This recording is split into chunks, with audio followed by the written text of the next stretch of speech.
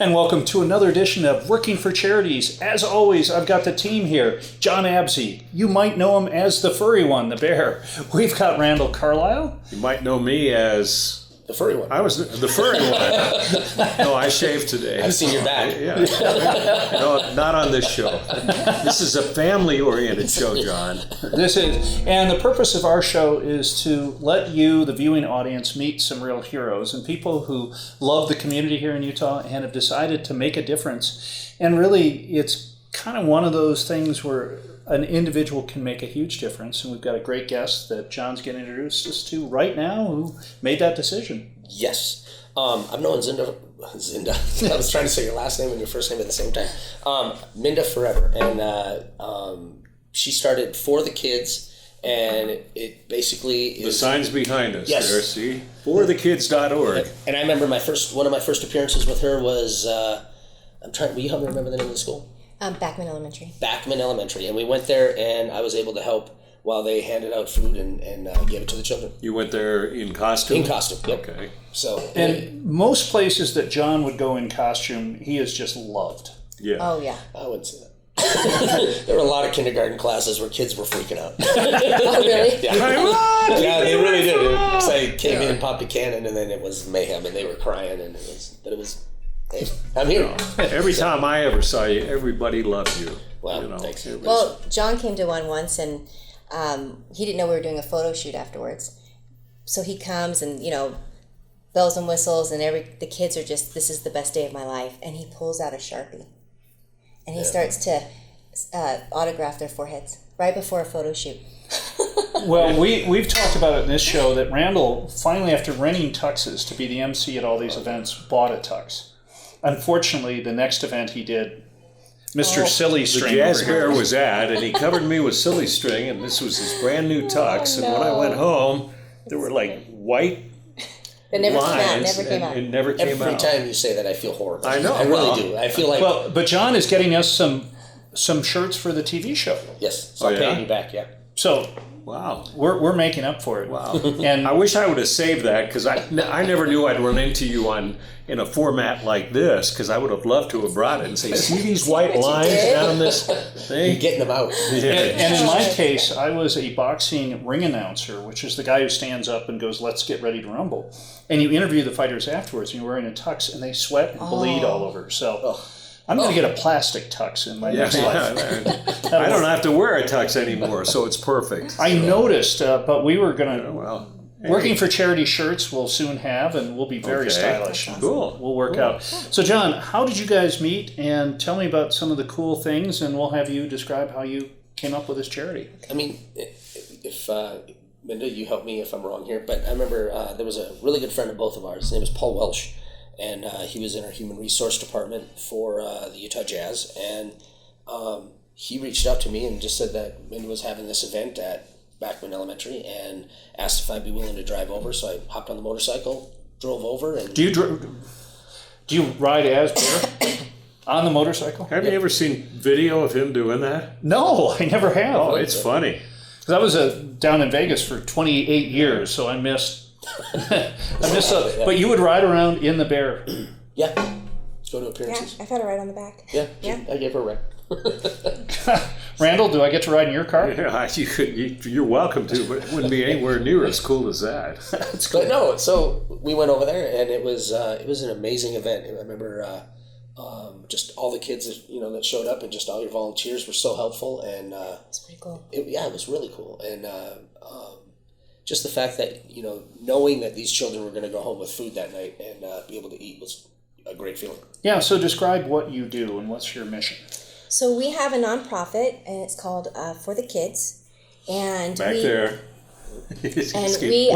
This is a green screen, and we've superimposed this on here. We have a high budget here. This is computer generated. No, it's real, folks. Yeah. So go ahead. I'm sorry to interrupt. Sure. So we focus on feeding, mentoring, and developing underprivileged kids in the elementary school age. So our feeding program really developed from growing up as a kid not having a lot, and knowing that if I ever got out of that position that I would give back specifically to children. And so we started it with just food, and we would basically send the food home on the weekends. So the kids have breakfast and lunch at the school, but they typically go home to empty cupboards over the weekend. So we were sending home breakfast, lunch, dinner, and a snack for both Saturday and Sunday, so that they would come back to school on Monday ready to learn with a full tummy. Then we grew and we added mentoring. So we also read in the classrooms and help children in the sixth grade level read and comprehend. And then through Paul Welsh, we have a sports program specifically with softball, and the team is called Rose Park Panthers. And it's, again, elementary, middle school kids who we help fund their games, the food, the snacks, their equipment. And the whole point of what we do and for the kids is really to provide hope, because hope can really change someone's life. And when you provide hope to a child by showing them that the community cares about them, you give them an opportunity to say, I can get out of this hole too. I can be better than what I was born into, and these people care about me, and with that I can do it. And so when we provide the food, we're showing as a community that we care. And the softball team, you get kids interested in sports early on, and they get better at it. You can't start a sport well, most people can't start it. You probably could start a sport in high school and make the team. So you start these kids early and you get them interested in something positive that's a team focus. And then by the time they're old enough, they're at practice with coaches that are good mentors and other students, instead of doing something on the streets that they shouldn't be doing. Well, yeah, keeping them away from gangs. Exactly. That their siblings, their older siblings may be involved in, which would.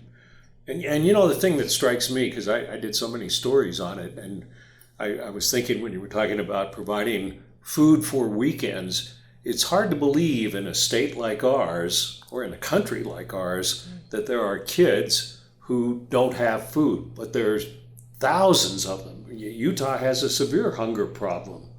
And John, that doesn't make any sense at all. It doesn't. It's so counterintuitive. I remember talking about the same thing. I said the same thing when I first got asked to do it. Is I was just like, you mean these kids don't have food? I mean, I really did. It's just kind of shoved to the side and hidden almost. You know what I mean? And if you don't see it, you don't know about it.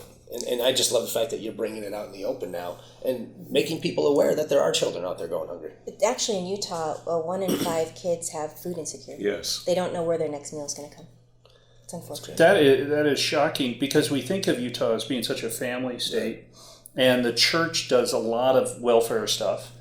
But I guess if you're outside that, if you're not a member of the church, you probably don't have a lot of the LDS church, the resources that other people have.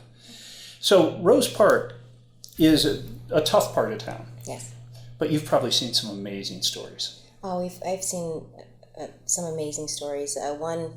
This kid moved in from out of state, and we're there delivering the bags, and he taps me on the shoulder, and we don't actually pick the children, that the school picks the kids and which classroom they go to. So he taps me on the shoulder and he said, "Excuse me, is there a bag for me?" And I said, "Well, what's your name, sweetie? And let me look." So he gives me the name, and I look, and I said, "Well, honey, your name's not on the list." And he goes, "Well, my mom filled out the paperwork, and we really need the food." And I said, "You know what?" I'm like near tears. I'm like, "You know what? I have an extra bag in my car. Just stay right here, and I will go and get it." So I went to get it, and I bring it back, and I said, "Write your name down, sweetie." I said, "I don't pick the kids, but I have a little pool. So let me just see what I can do." And so I went, and he was going to be on the list. He just missed the cutoff date for that week. Oh. And we followed that kid through all the way. He's now graduating. He graduated from 6th grade, and he's moving into middle school. And such a sweet kid, just a really sweet kid. And then we have another good story where we have a student whose mom reached out to me, and she loves speaking Korean. She likes Hamilton plays. She's just a really smart kid. She loves photography.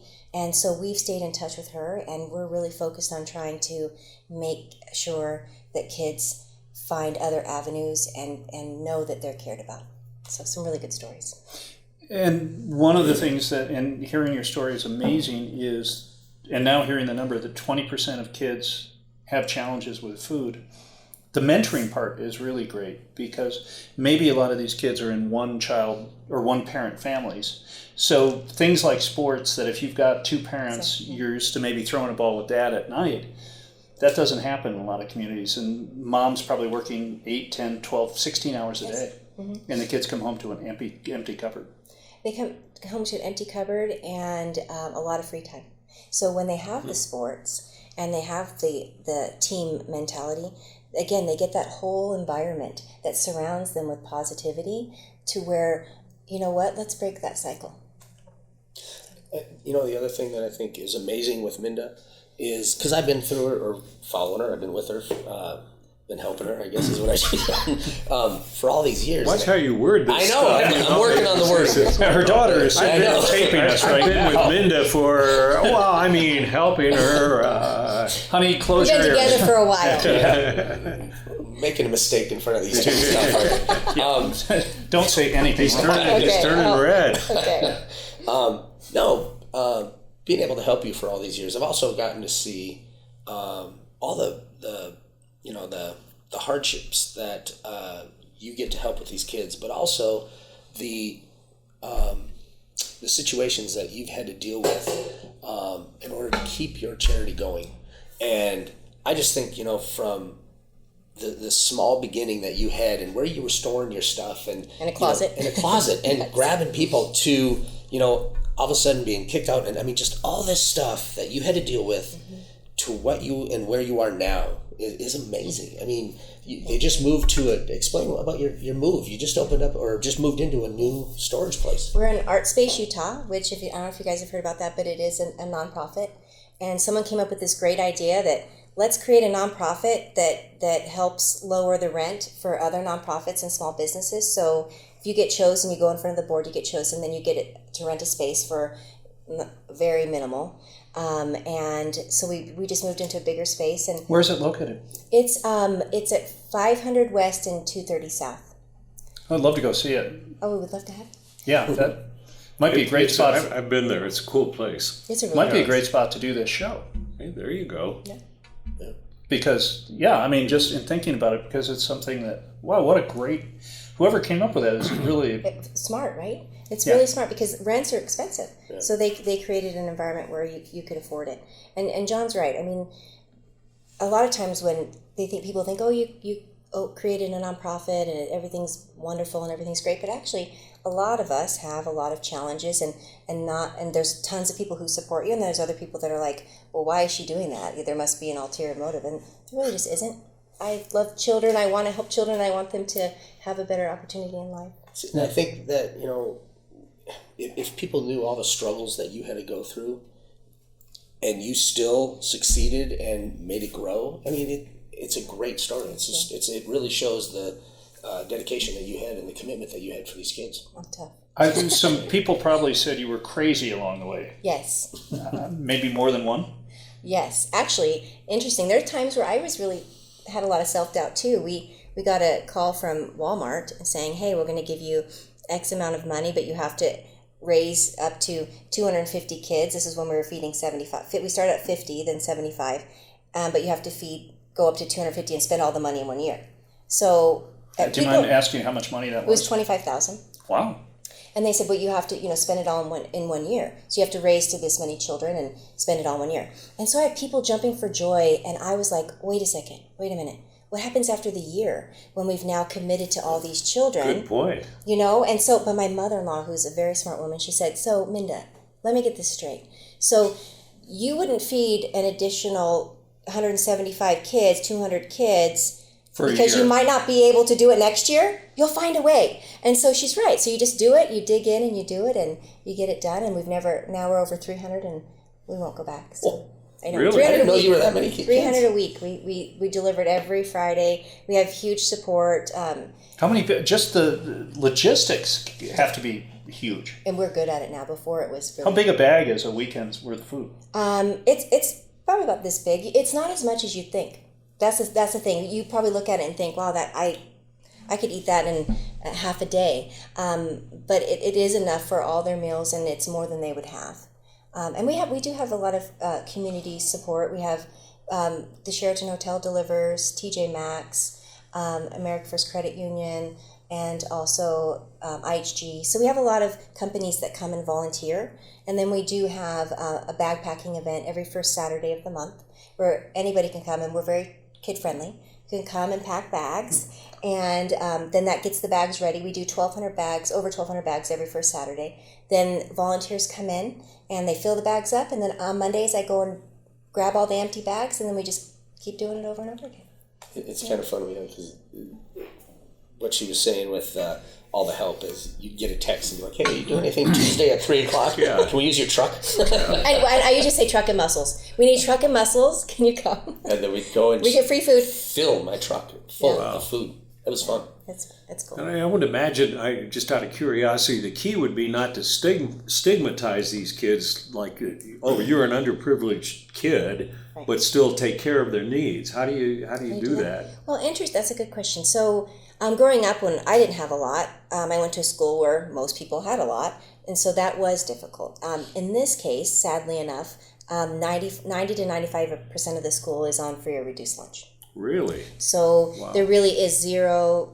They actually run to the food. They thank us. We also do a Thanksgiving meal program where they take home a full Thanksgiving meal, and they just are so grateful. And they don't have that because everybody around them is in the same I boat. was going to say, all my friends have the same problem I do, so they're not going to make fun of me because I need free food. Yeah, exactly. Mm-hmm. So it's kind of one of those situations where you can make a huge difference. Now, when you got started, people said, maybe wouldn't you be better served by working with a bigger charity? Talk about the joys of doing something that you know is micro-targeted, and talk to the viewers a little bit about that. Sure. I did for a while raise funds and give it to much bigger charities, but I had this empty feeling of, well, I know that it's going to a good use, but I didn't see it going to a good use. And I thought, gosh, so I started looking, and it's actually kind of hard to find volunteer opportunities when you think about it locally, and it shouldn't be, but it's not easy. And I've got that feedback from other people. We were looking for a charity that helped kids and feeds kids, and it took us forever to find you. So I would help, but I was like, I would really love to be more involved and see the impact on a longer range or longer term. And so that's why we created that, because we can watch these kids grow, and then we give people the opportunity, whether you want to volunteer with your hands or volunteer giving food or volunteer with a check, you can still come and see everything we do. And I think that's really big for a local community. So very transparent. Yes. And how many volunteers do you have on a given month helping you do all this? Oh my goodness, it depends on if we get like feeding children everywhere. We'll say we have 40 boxes free food for you to pick up, and so we just scramble and find people. But we have probably every week. A big one that we did. Remember the one that we just did? Where was that one? They were packing. Smiths. Yeah, and they were packing boxes. There were people everywhere. It was great. It kind of depends on if we get a donation or not. But I'd say on average, each month it's probably about 40 to 50. Fantastic. So 40 or 50 people take time out of their busy schedules to help you. Per month, yeah. That's got to make you feel phenomenal. That's amazing. I like her point, because I emceed all these fundraisers and for the major charities like cancer and what are some of the others, MS and those kinds of things. And if you go to a fundraiser where like the bear sprays you I don't want to get into that. But if you go to one of those, they have a silent auction, a live auction. I get $1 every time I mention that on this show, so it'll come up. And so you give some money, and they say, okay, our goal is $1 million, and we've raised $1 million. But I had never thought about the fact that you don't ever have that one-on-one direct contact like with a charitable organization like yours, which has got to be a lot more rewarding than getting sprayed by the bear at a charity event and raising money, and you don't think five times? Okay, that's good. That's good. And you never know where, you don't think about, it's going for, say, cancer research or something, but you don't ever see this one-on-one, direct contact, which has got to be so rewarding. It is very rewarding, and I think that's a avenue that local nonprofits provide people that sometimes get overlooked. If you want to, there's lots of good charities, and people have their passion, whether it's cancer or MS or dogs. But there's always somebody. If your passion is dogs, there's people that aren't dog lovers. But I haven't found a single person that argues about a hungry child.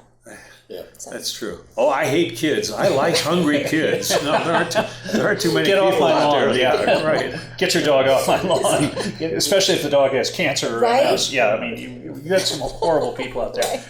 I think what's nice is when you see people volunteering for something like this, and for any charity, is it gives you a little hope and faith in humanity again. You know what I mean? Because in today's world, it's such a mess out there.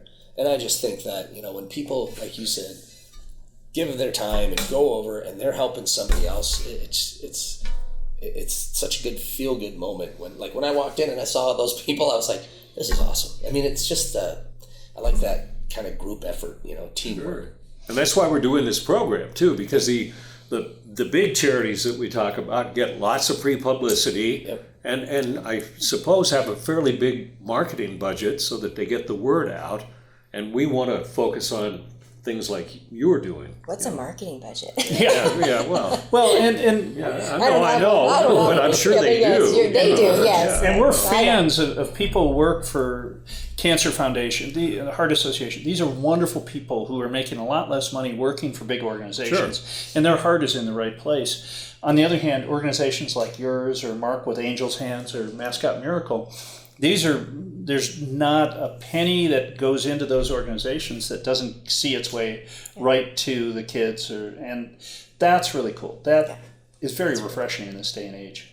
And I know one of my good teammates who's been a guest on this show, Mark with Angel's Hands, is they typically 6% of all the money that comes in goes to the kids, and the other 4% is for insurance for the events. So it's 100%. That's awesome. I mean, it really is. It's kind of an amazing thing. And your organization, small nonprofits, the flow through to where it goes, whatever the choice of the nonprofit is so much more than when you start to get big corporations with big salaries and everybody has to make a wage and all of that. So I think that's the other big difference too. Yeah. It will shock you guys. I mean, and that's something that's always been hard for me is with all the charity things that we did, like our Christmas shop that we did. 100% of the money that we raised went to that Christmas shop for every child. And I was talking to, I don't want to say who it was or what it was, but how they raised their money for their Christmas shop. And when he told me that they only get 40 cents on the dollar. You're kidding. And I was like, you got to be kidding me. And I thought that was like, I mean, it hurt. I mean, it kind of shook me a little bit and made me angry. But at the same time, he said, we still raise about, $250,000 for this. Oh, wow. And it's $250 we would have never had. so there's a scale to it. There is. I mean, but it's still at the same time, it's just hard. I wish people would look at the smaller charities that, they're getting more impact with that money than.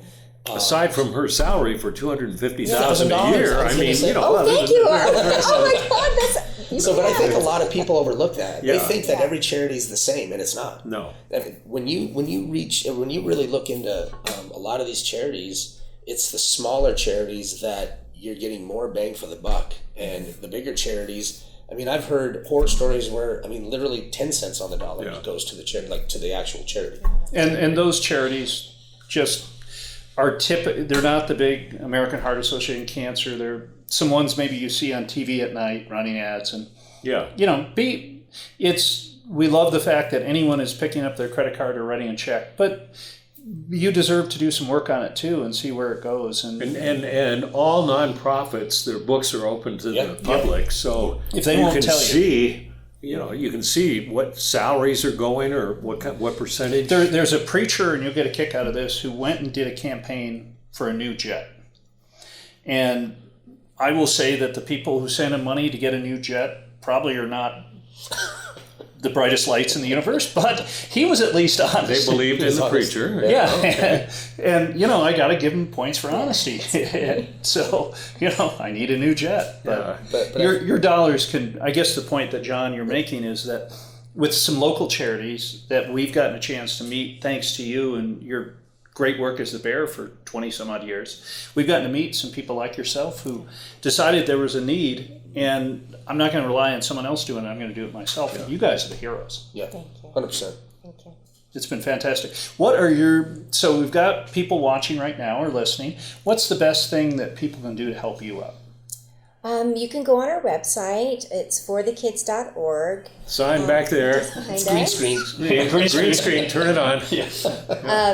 And it talks about volunteer opportunities. We use Sign Up Genius, so people can sign up to volunteer. I tried to sign up, but the genius part threw me off. They can sign up to volunteer. We're always accepting food donations. We love when people bring us food to give to the kids. And just check us out on our website, and there's a bunch of opportunity there. So what kind of money do you raise during the course of a year? We're small, so we've never really gotten over, just slightly over 100,000. But that's $100,000 and you feed how many kids? 300. A week. Yeah. So it costs about This is, you really, could you take over the United States government? Yeah. I think we'd be in better shape. So that's dollar amount. So we've got it. Last year we got about 45,000 in-kind donations, some food. So we rely on corporations. We get grants, and we rely on individual donors, and then we also have companies that do food drives for us, which is amazing. And they'll do an entire food drive, and so you count all that, you report it back to the IRS, and so we had about 45,000 in-kind donation food, and so we didn't have to use all, you know what I mean? It's expensive. It's about 75,000 to run everything if we got no donations. So getting the food donations is huge for us, and having people bring the food in and seeing what we do, 9 times out of 10, there's a bigger impact with that. Well, I would imagine anyone who gets a chance to meet you is going to come away impressed and want to do something for your charity. Thank you. Yes. Well, thank you so much for coming in and visiting with us.